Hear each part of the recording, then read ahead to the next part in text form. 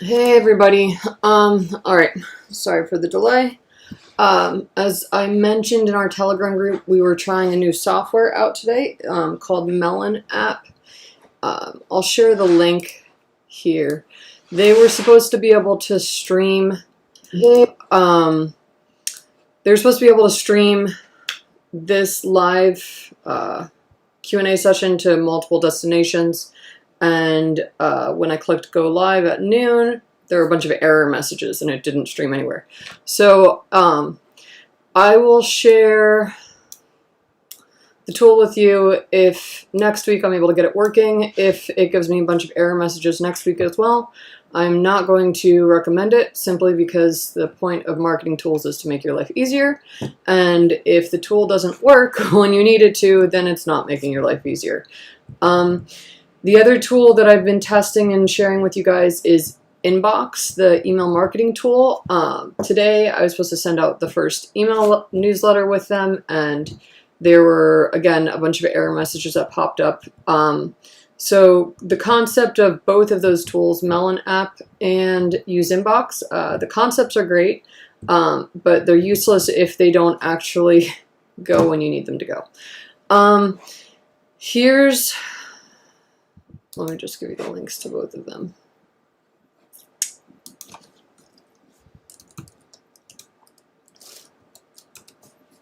Here's Inbox. It doesn't send emails like it's supposed to. It gives a bunch of error messages when you go to send the email. And here is melonapp.com. Again, when I needed it to go live with you guys today, it was supposed to go live on all these platforms. I spent like 3 hours customizing everything. It did not go live. So those are the two that I'm testing. This is a message from last time. Those are the two that I'm testing right now. I will let you know next week if the automations prove to be better and those glitches were just temporary, because both of them are young companies, young startups.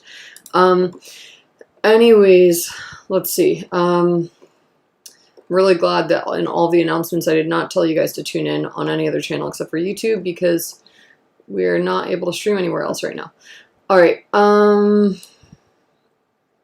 Some of you had questions about my productivity tricks, biohacks, and other things that I'm currently doing, parenting tricks and whatnot. Instead of doing one session a month dedicated to these, what I'm going to do is just remind me the last 10 minutes of each Q&A session I'll use for answering these. So in 40 minutes at 12:50 p.m., 10 minutes before we end at 1, just remind me to switch to that topic, and that's when we can dive into those. All right, so I've answered this question a few times. Apologies for those of you tuning in who are now hearing this for the third time in the past 5 weeks. I'm going to do my best to run through it quickly, but some of you have asked how content is added to Molo9 and how you get access to it. We do have 3 subscription tiers. And with those 3 subscription tiers, you get access to different content on Molo9. The Molo9 community has many different types of community members who are at very different levels with their marketing experience. So some of you have 20 years of marketing experience, and you hop into Molo9 to get quick processes that you can use with your team. Some of you are completely new to marketing. You're self-taught. You're learning for the first time right now. That's totally fine. There's also resources for you as well. But the resources that one group will find helpful, another group will find confusing. So look, I've started adding to the different sections of Molo9 the marketing experience level recommended for that specific resource, so that you know kind of which resources are meant for your marketing experience level. So when I create content for Molo9, the first thing I start off with is a checklist. Somebody requests a specific process in one of the feedback forms. Excuse me. And I start off by putting up a checklist because I want to know what your questions are. If you have specific resources that you like, that you've used in the past to meet the same goals as this checklist, you share them, and it helps me to understand how to break down the information for you. So here's where the checklists are.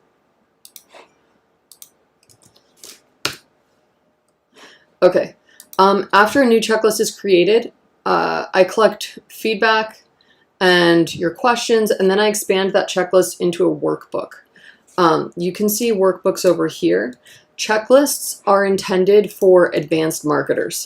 I use checklists. I use my own checklists on a regular basis. When I'm working on a project with a client or a project for one of the teams that I'm mentoring through the 2 places I volunteer, I print off the checklist and kind of just run through what the company needs to do in order to get to a certain goal.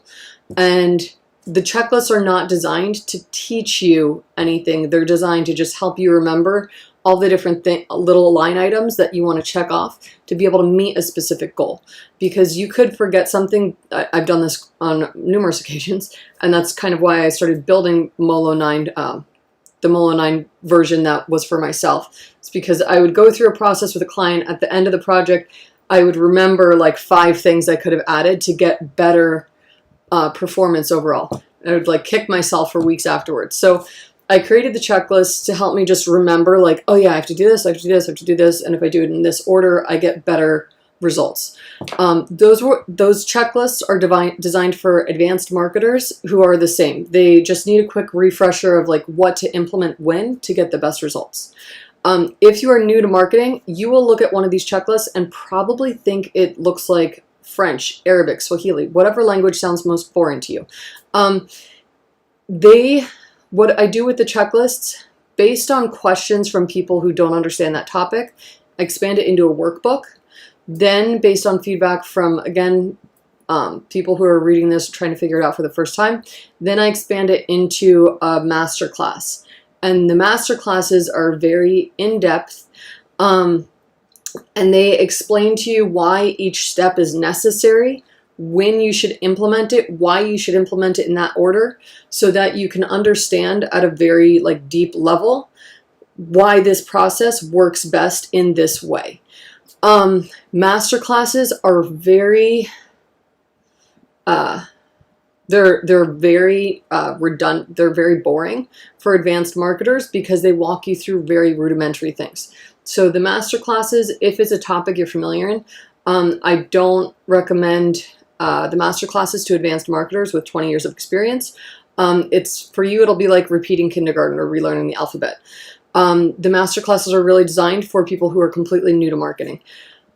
We have been asked to take the master classes and add a certification element to them so that when employees hire specific marketers and they want them to implement a project, we can confirm that they went through the masterclass and know how to implement the project the way that somebody at like someone that I trained would implement the project. Okay, that's something that's in the works right now. We just have the master classes. Certifications are something that are going to come a little bit later down the pipeline. So after the workbook is published, we create the masterclass, or I create the masterclass. Me and my computer. And then if the topic is very complex, I take down the workbook just because it prevents readers from wasting their time on content that doesn't provide enough in-depth guidance. All of these decisions are made based on feedback from you guys as a whole.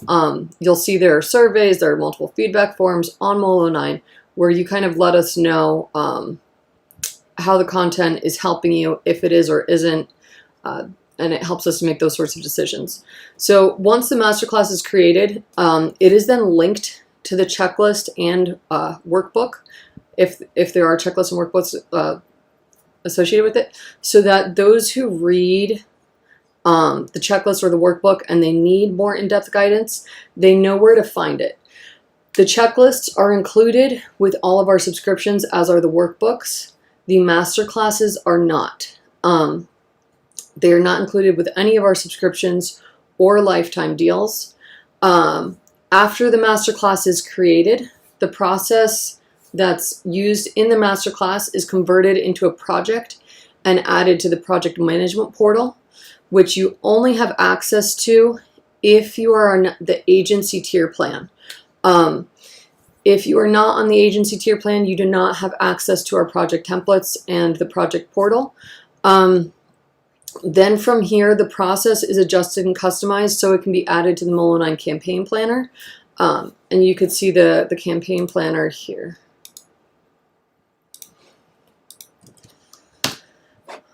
All right, next. Okay, so that was, for those of you just hopping in now, I just went through everything about the how and why of how the content is set up and accessible across the platform. Next, we're moving on. Agency tier subscribers. I've added a poll to this page. Sorry.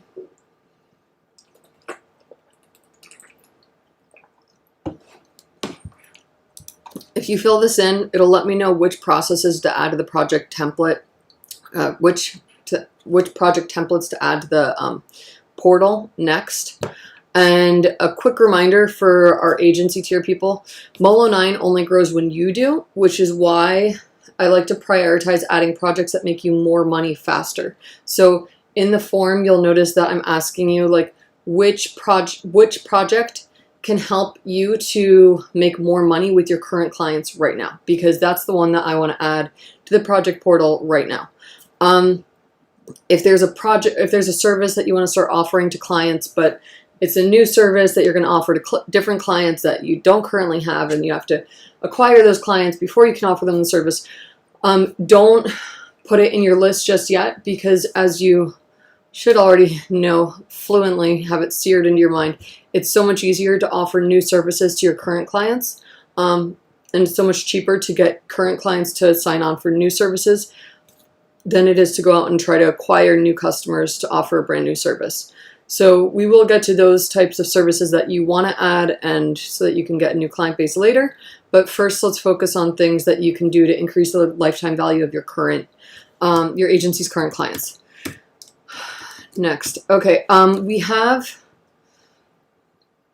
here we go.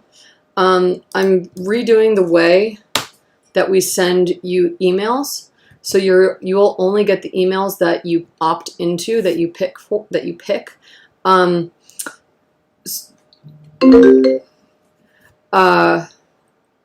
So click here just to update your preferences if there are certain emails that you would like to receive from Molo9.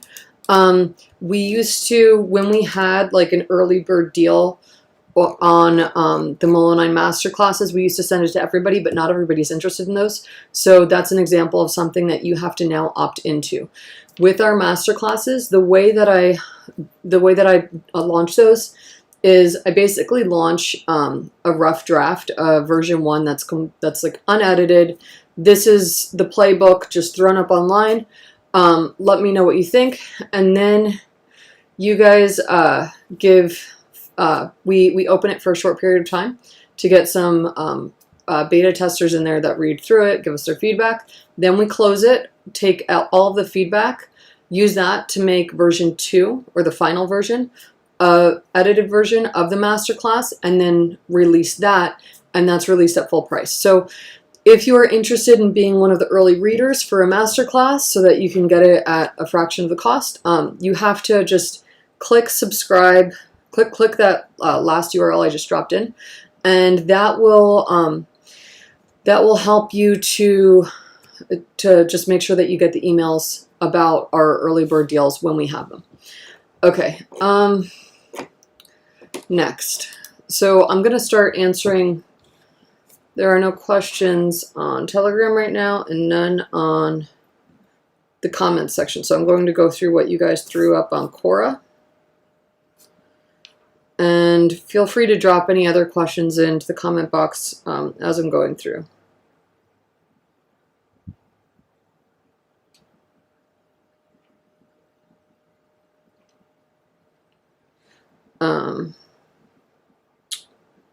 Questions for you. How do I get traffic to my affiliate site for free? Oh my gosh, there's so many ways to do that.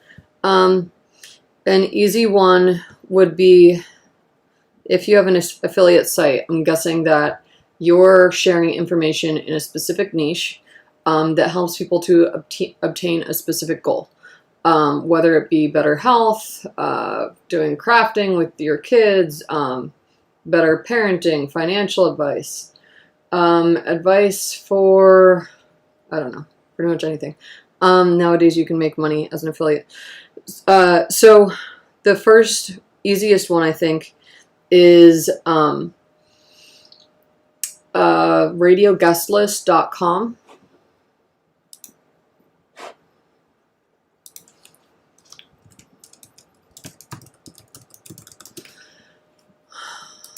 I had a mentor a few years ago who said, all I want you to do is agree to be on one podcast or accept one invitation to a speaking engagement a month, and see where you are in a year. And it really, really helped with my thought leadership position, just because people were able to start realizing that the impact that I had on the projects I was working on behind the scenes. Yeah. So for those of you who are in consulting, you most likely know that it's like a thankless job. You don't, the client gets all the credit for the blood, sweat, and tears that you pour into the project. So radioguestlist.com is also a great place for you to kind of just go to get on some podcasts and share your own thought leadership, share your own knowledge and experience so that people understand the kind of what you bring to the table when you're working on various projects. That's a really easy way to get people to know who you are and why they should read whatever is written on your website. I would start with that if you're trying to make money with affiliate marketing.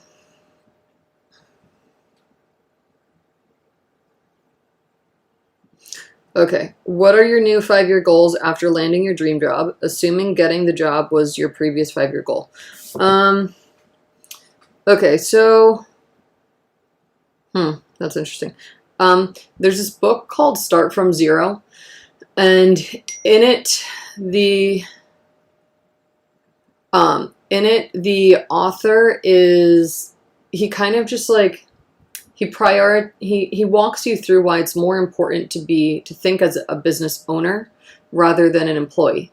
And something I've spent the past few years doing is restructuring the things I work on, the way I work, so that I'm an owner of various companies and brands that provide passive revenue. Some of them provide very little, but they're growing slowly over time. Others provide much better returns on investment, and they're growing faster. But I think if you're looking at a dream job rather than at a dream lifestyle, you should definitely check out this book. Molo9 is a passion project for me. It's something that I've always wanted to create. One of the reasons I love it is because I'm allowed to be local with this. I have a 5-year-old. I have a baby on the way. And previously I was traveling 7 months of the year for various client projects and whatnot. And that's very hard on young kids. My daughter, when I would come home, she would sleep literally wrapped around me like an octopus, because I would intentionally, when I would leave for different projects, I would try to leave while she was sleeping so it was easier to get out of the house. So she started sleeping on me like an octopus, so that even if I got up to go to the bathroom in the middle of the night, she would wake up to make sure that I was still there. And so for me, it was about structuring my life so that I could still do what I love, which is solving problems to help other people achieve their goals, achieve financial freedom, achieve financial abundance. But also being able to be home, to go to my daughter's ballet performances, to do things like that I didn't get to do when I was buried full-time into helping as many companies around the world as possible and traveling to all these companies, and a little bit not focused on a work-life balance. Let's just put it that way. So this book is very good at helping you to restructure the way that you work, the way that you own like different assets such as brands, like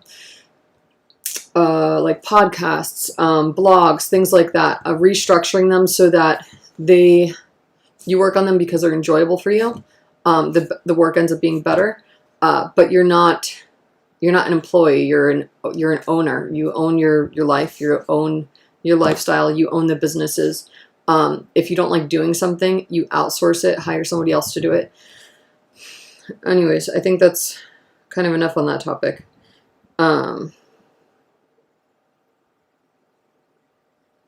What is affiliate marketing and its top websites? Okay, so I think the second half of that question shows how much this person doesn't know about affiliate marketing. Affiliate marketing is basically,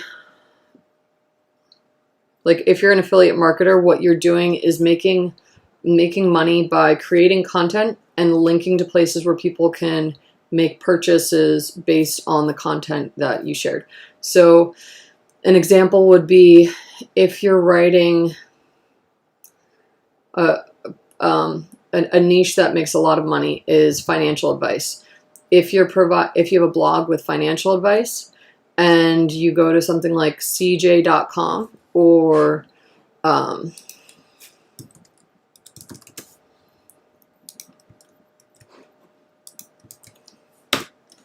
you go to something like cj.com, you'll see all the different affiliate programs that you can join to make money. Another interesting one is, this is my favorite. This is a Chrome extension that you can, drop in. And this is also a referral link that gives you $30 when you install the Chrome extension and start using it. Anytime you go to an e-commerce website, it will show you, this Chrome extension will show you if that person or if that company is a part of the Rakuten affiliate network. And you'll very quickly see how many big brands use affiliate marketing. Which means they join a network such as Rakuten or CJ.com, and then they have access to all of the influencers that go there to get affiliate links to make commissions.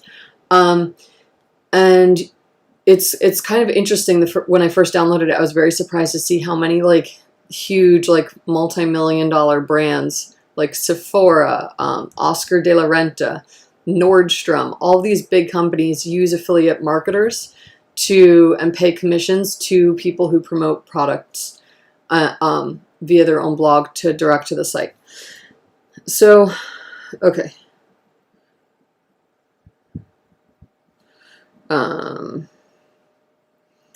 How do I start up a business? What's the budget to start the business? Which industry will get me enough profits?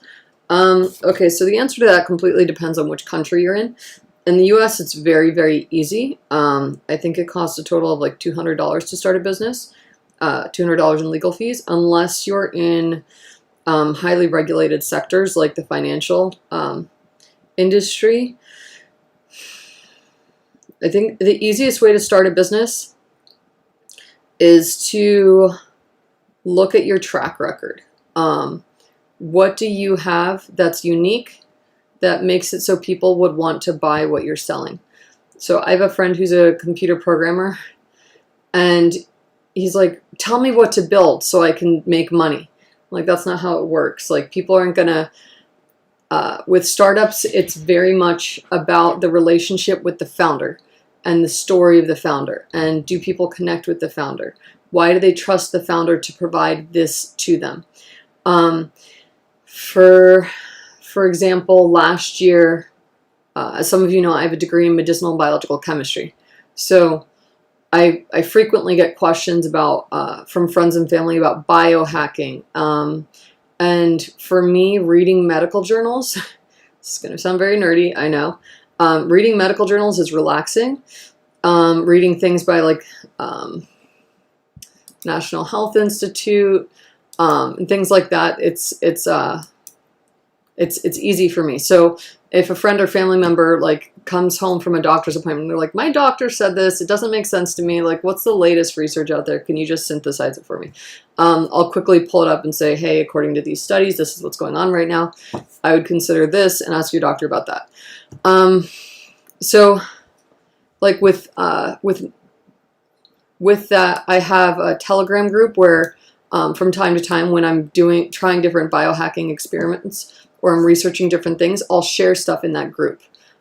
So to start a biohacking blog, I'm not going to do it right now just because I don't have the bandwidth. I don't have the bandwidth. It's not a priority to make bandwidth for that. I'd rather focus on growing Molo9 for now. That would be an easy niche for me to go into simply because I have people who trust my opinion in that niche. When you're starting a business, you want to ask yourself, like, what do people ask for your opinion on a lot? Friends and family. What do they ask you about? What do they ask for your advice on? And that's usually a good indicator of where you have people trusting you as a thought leader. And that's a good place to start with. And the easiest way to get started is with a blog or with some sort of coaching program. And then from there to build up to having a company. That's if you want to go the bootstrapped route.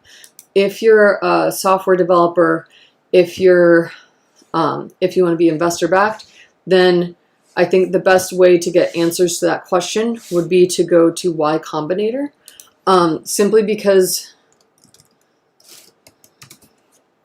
they have this startup school that's free online.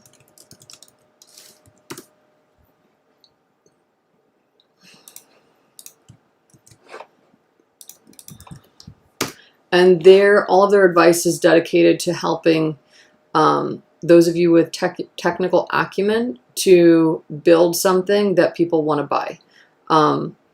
And they dedicate, I think if you watch all the videos, it's like 10 hours of content to get you from, hey, I'm talented to, hey, I have a product I can sell. So I think that's a good spot to start. Even if you're not technical, this is also a good place to start. Once you have an idea of what you want to sell, or you know what people trust your thought leadership on, the exact process I use to take an idea, refine it into something that will be bought by others, and it goes from idea on paper to like profitable business. I outlined all of that in the Molo9 masterclass. Called, what do we call it? Launch your startup and land paying customers in 21 days.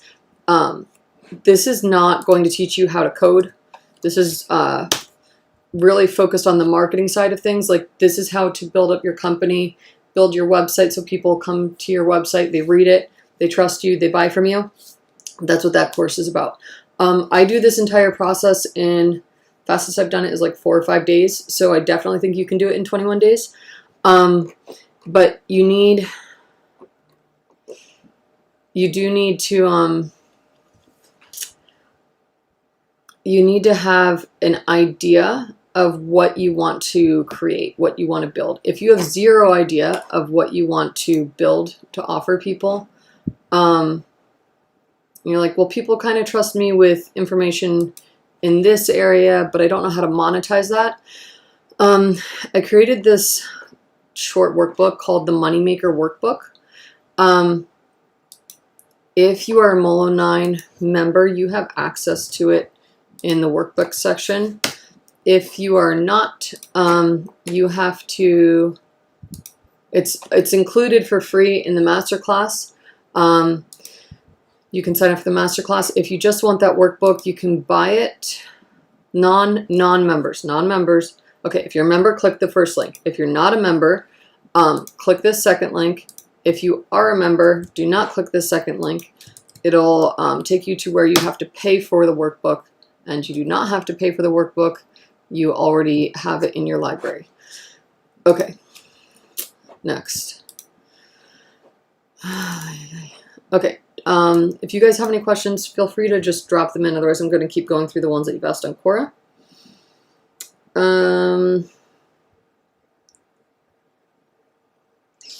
Why do you think a logo is the most important design element of a company? I don't think it is. yeah, I'll probably get someone wanting to send me a death note for that, which is why my home address is not listed anywhere. I don't think a logo is. I think the brand identity that you create as a whole is key. The logo should tell a story, but it doesn't tell the whole story. And people put a lot of pressure on the logo. With Molo9, we tried a few different logos, and I wanted Molo9 to be like that secret panther that like it's like your secret weapon that you pull out and it goes in stealth mode and helps you to just like take off really fast. So that's why I went with the panther for Molo9. Like it's your private panther, like that's in your corner type thing. But other logos that we looked at were like a toolbox, which was very boring, and a bunch of dots. There are different elements that can be used in a logo to help with like brand loyalty, with getting people to remember your brand easier. In general, if you can personify your brand with a logo, that works best. So an animal, a fruit, a face, things like that. If you don't do one of those three, then you want to have the logo be symmetrical. And keep in mind that the logo is going to indicate to people like what your price point is as well. So if you have a very ornate and flowery logo, people are going to assume that your pricing is luxury, so it's higher. If you have a very basic logo like a square, a cube, a symmetrical shape, then they'll look at the lines, the width of those to kind of determine the price point if it's a little bit lower. An example, look at the Walmart and Target logos. They're both discount brands. They're very simple, they're wider lines, and they're perfectly symmetrical.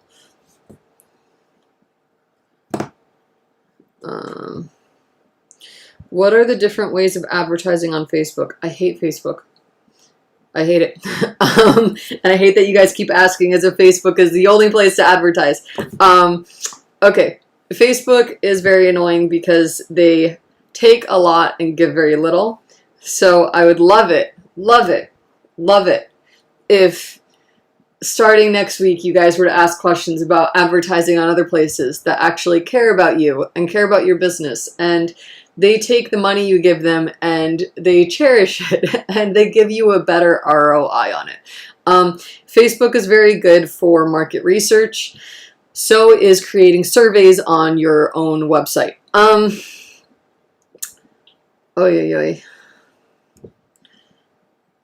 Okay, here's what I want you to do. I want you to go to Reddit. I want you to run the same ads that you're running on Facebook. Make them a little bit more sarcastic. Like use a little bit more of like a sarcastic tone with your ads, and see if you don't get a better ROI by next week. If you have a bigger budget, a little bit more time, and people to help you run ads, I want you to think of 10 different platforms, niches, blogs, whatever, 10 different places where you could test running ads and just try it out. Like put $100, $500, $1,000 into each of the platforms. Use the silver bullets and see how much you get from Facebook versus these other platforms. Because Facebook and Google invest a lot of money into making you think that they are the only places to advertise, and they are not. Okay.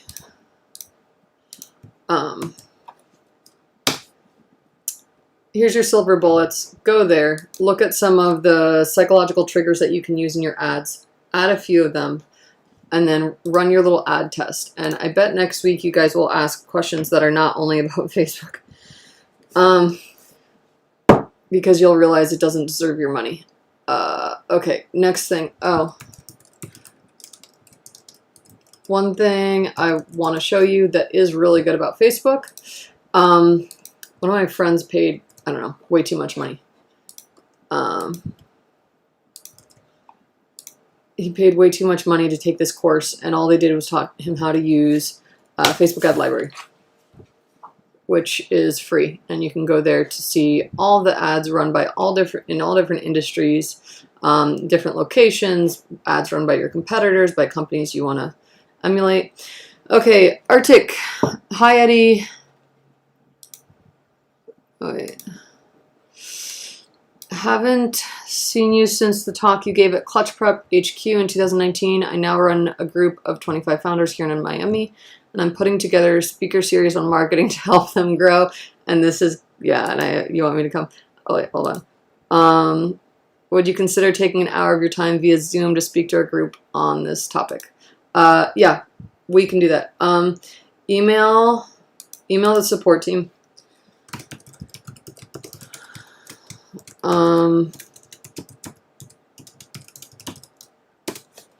Email them just the information about when it's happening, the time, the date, and all of that stuff, and we can make it happen. Just keep in mind the due date for my 30-something weeks pregnant. The due date for my baby is the beginning of February, so the beginning of February will be a little bit of a tough time.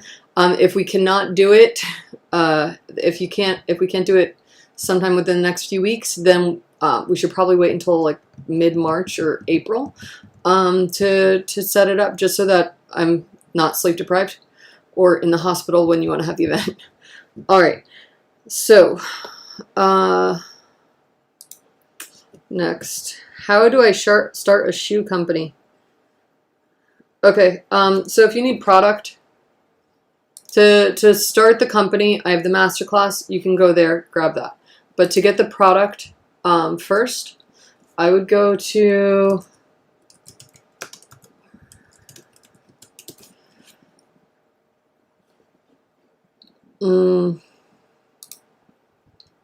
where is it? I would go to Alibaba.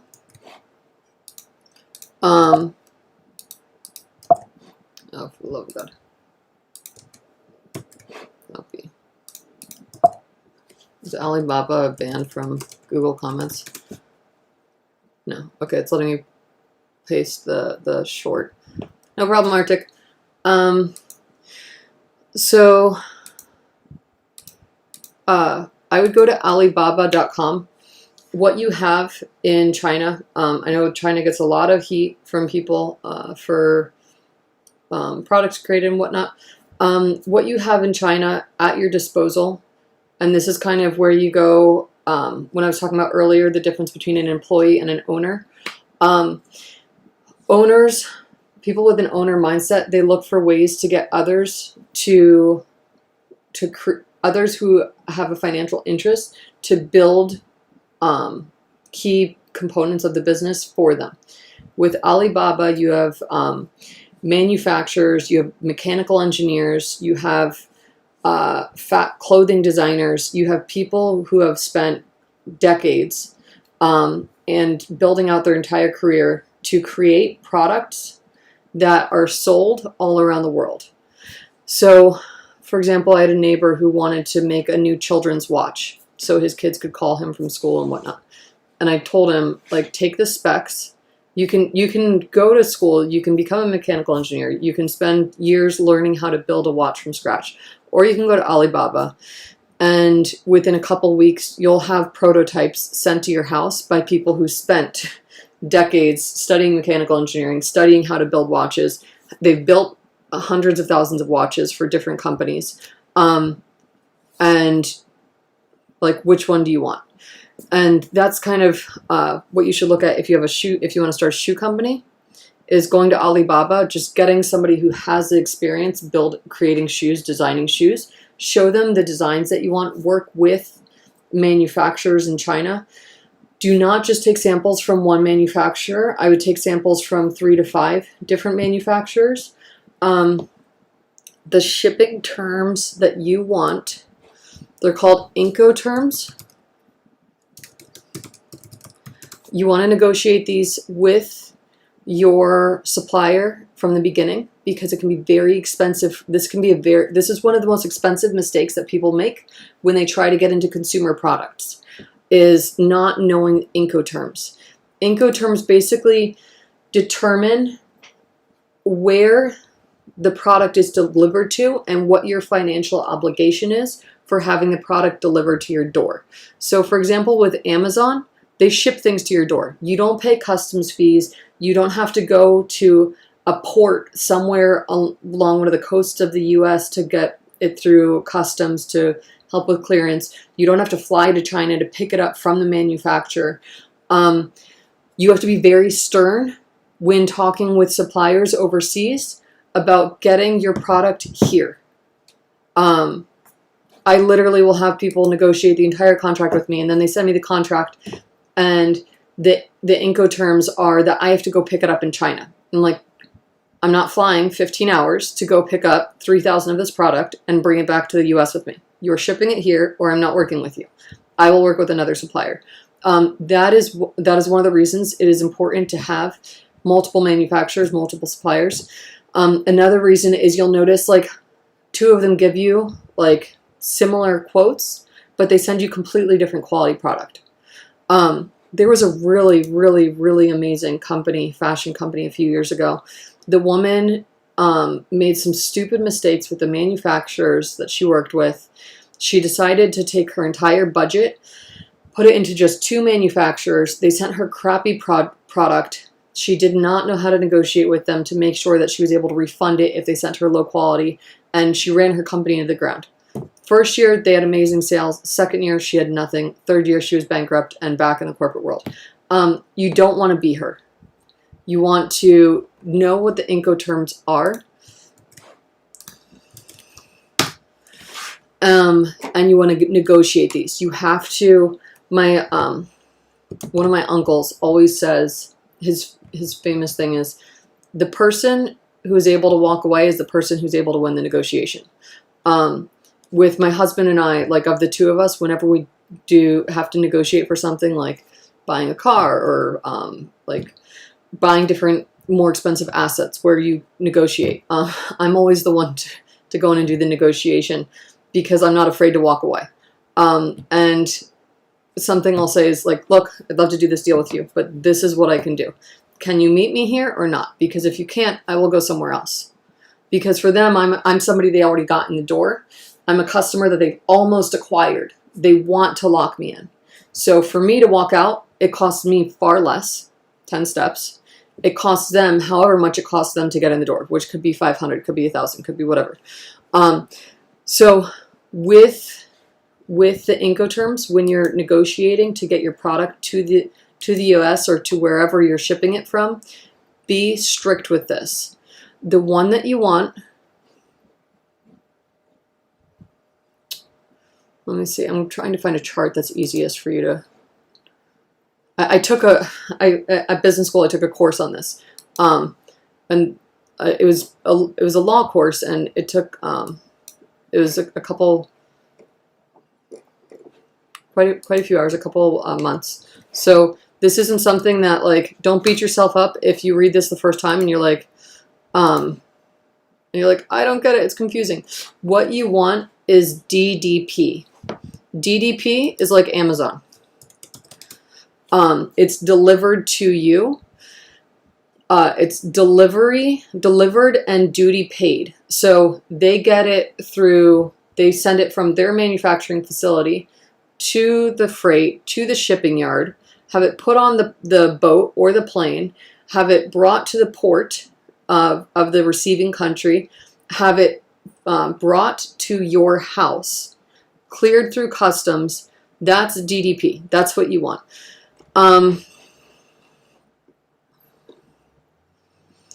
You do not, and this second link, I think, makes it much easier to understand. I had some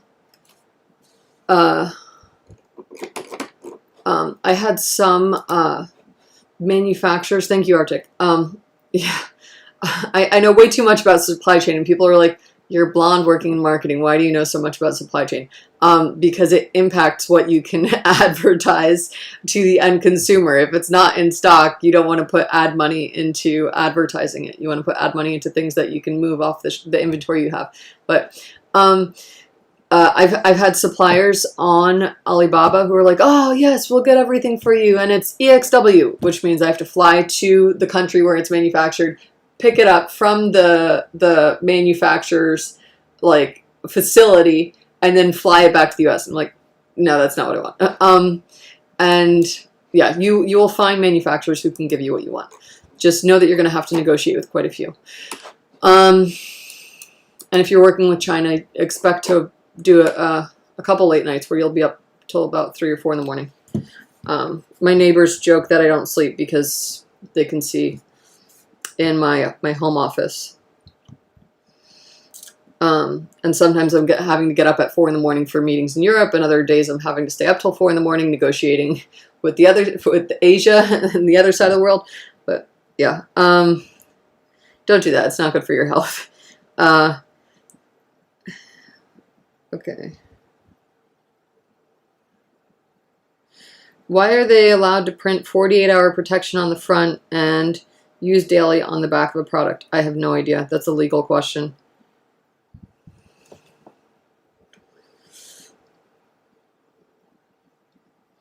What are the best tips for depression and being successful in life?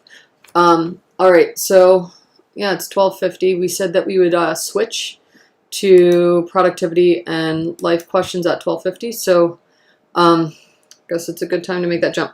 Last 10 minutes, we'll do this. Okay, so best tips for depression and being successful in life. The first thing I would say on depression is to look at what is making you depressed.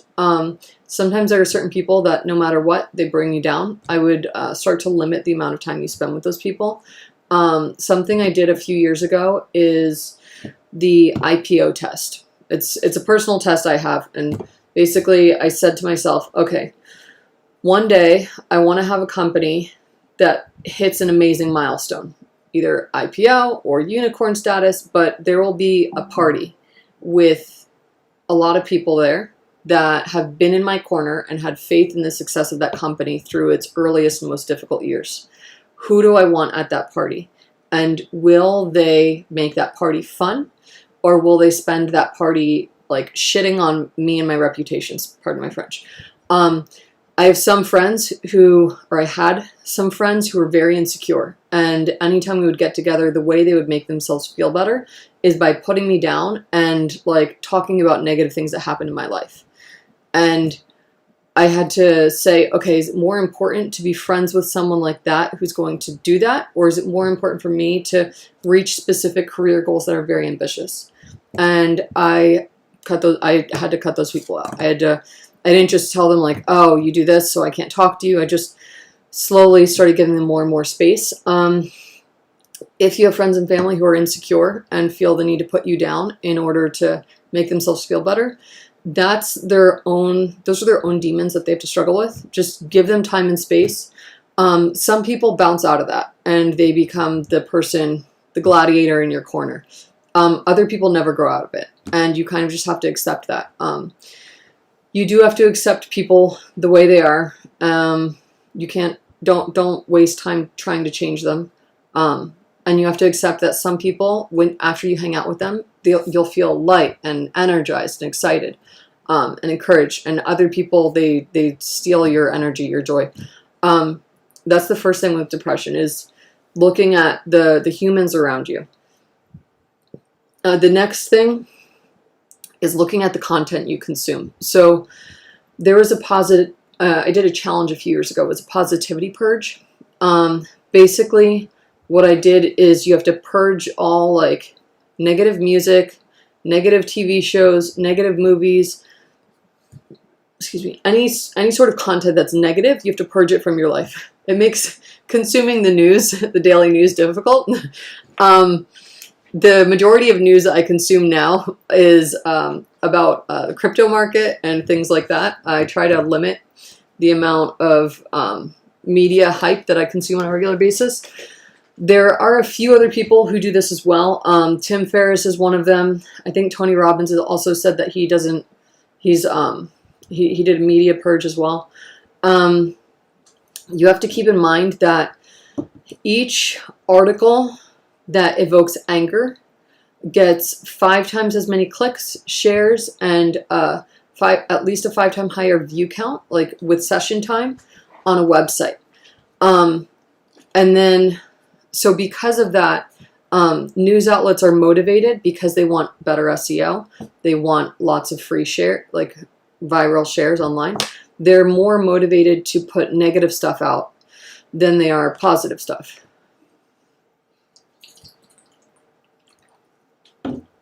So choosing not to consume certain news sources, it's not selfish. It's not you being blind to the needs of the world. It's just being logical with how you invest your time, where you invest it. Another thing I did is I went through Instagram. I followed a lot of sarcastic people who make negative comments because I really do appreciate dry humor and sarcasm.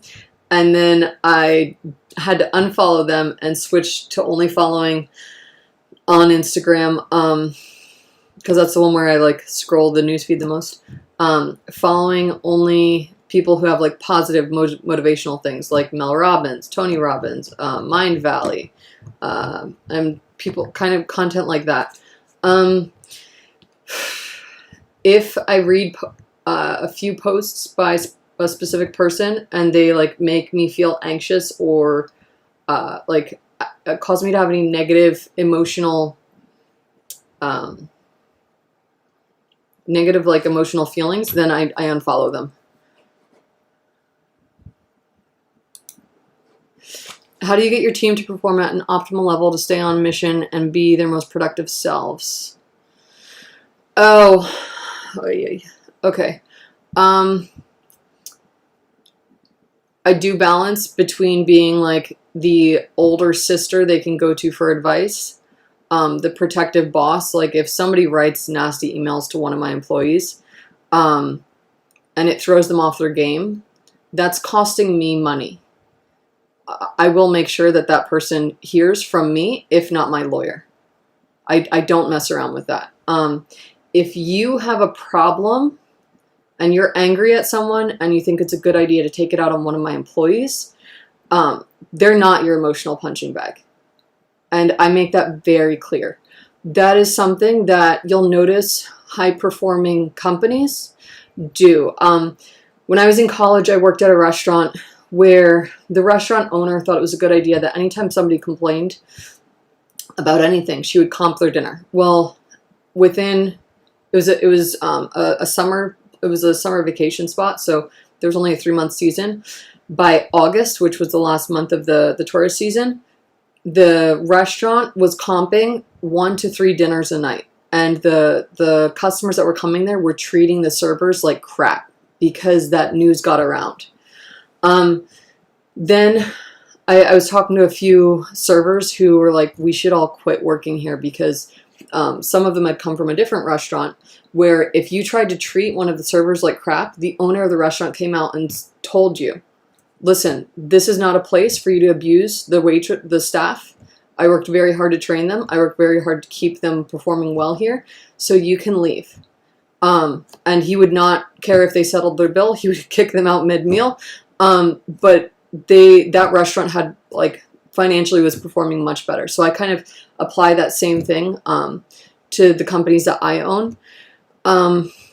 That's one of the more aggressive things where I step in.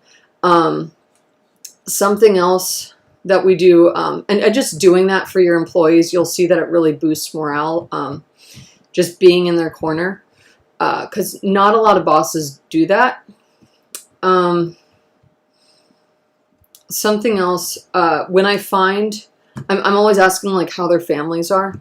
And then for example, someone who worked for me, her daughter had ADHD and I have ADHD. So I would, every time I'd find a new resource or I'd find something that helped me to focus better, I was always sharing it with her, oh, how's your daughter doing in school? Have you checked this out? Have you tried this? and I think just taking an interest in like who they are as people, and helping them with their personal lives helps them to perform better at work because they have less things to worry about. Like, I do try to figure out like, okay, what keeps them up at night at home? Because if their home life is peaceful, then they can come into work with a clear head.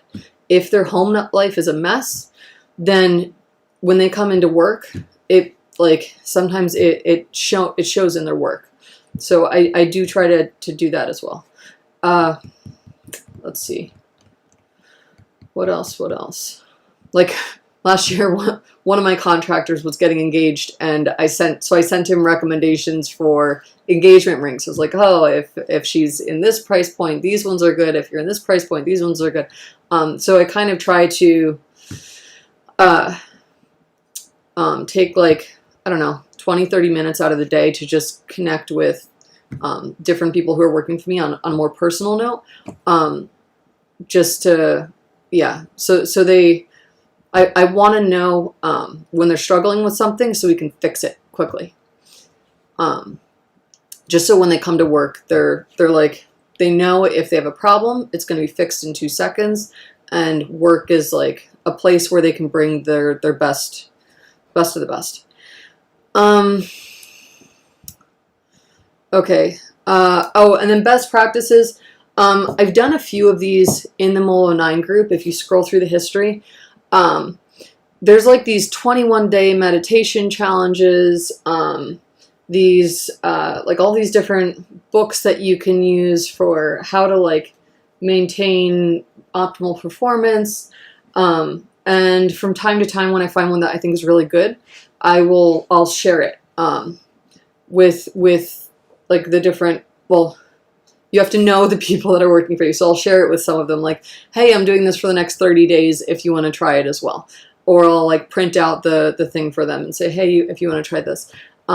Last year, one of my contractors wanted to get into nootropics, which are smart drugs, which are, they help you with mental performance. So I had a group of friends over one afternoon, on a Saturday afternoon, and I was showing them all the different nootropics I've tried. And then if they wanted to, they were able to pick if they wanted to take like a few home to test them out before buying a whole bottle from the manufacturer themselves, just because some of it's like expensive. And then I have gone so far as giving them budget for if there are nootropics that they want to use to improve their performance at work.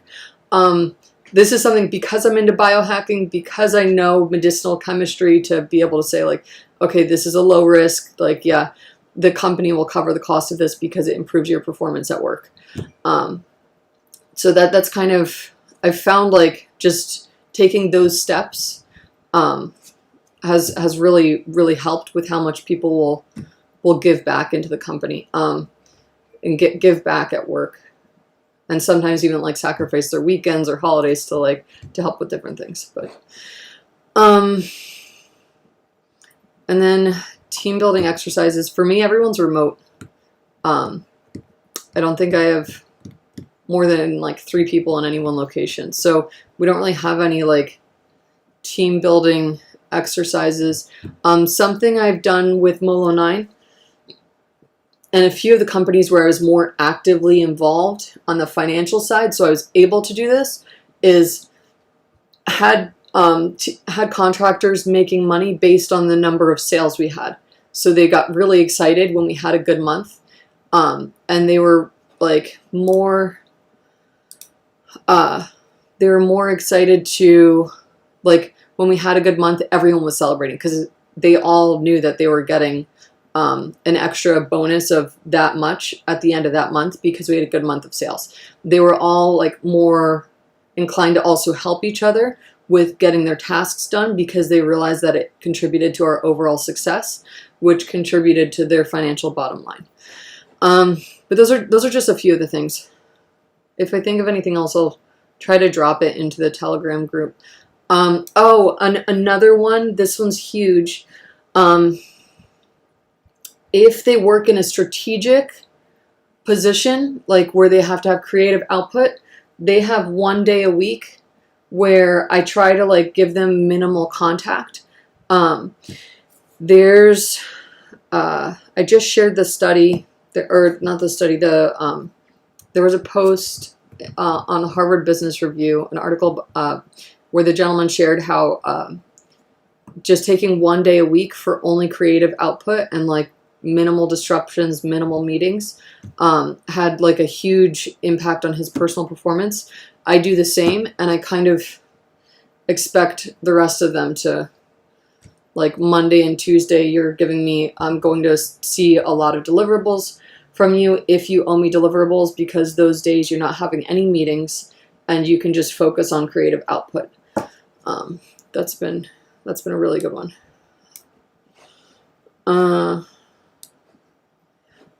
Okay. So we are officially over on time. And I think that's a good place to stop. If you guys have any other questions, I will see you back online next week. Hopefully the Melon app is working next week so that we can tune in across multiple channels. Otherwise, we will stick with YouTube, since that seems to be the only reliable one right now. All right, have a good one. Take care. Bye.